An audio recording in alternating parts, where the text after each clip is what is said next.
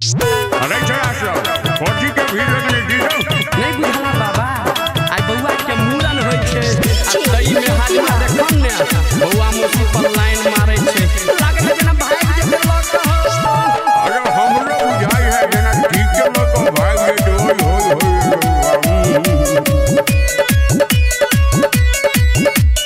रूपम recording studio जीवन चौक मधुबनी।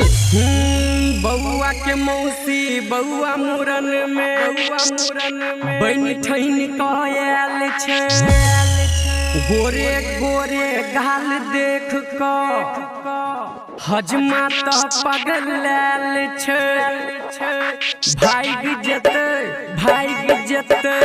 लोक हजमा भाग जेते लहका हजमा भाग जेते। रूपम रिकॉर्डिंग स्टूडियो जीवन चौक मधुबनी। भाग जेते लोक हजमा भाग जेते लहका हजमा भाग जेते।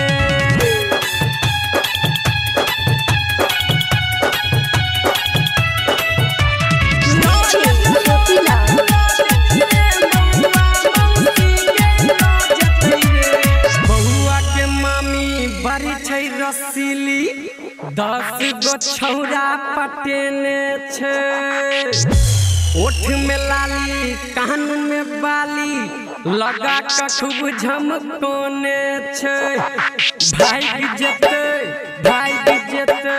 लोक हजमा भाग जेते लोक हजमा भाग जेते। रूपम रिकॉर्डिंग स्टूडियो जीवन चौक मधुबनी। भाग जेते लोक हजमा भाग जेते लोक हजमा भाग जेते।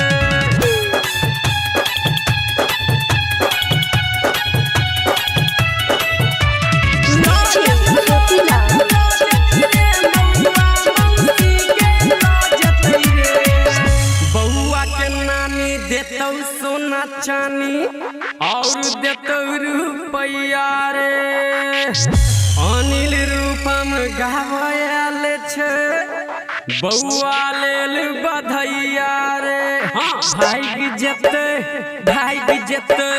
लोक हजमा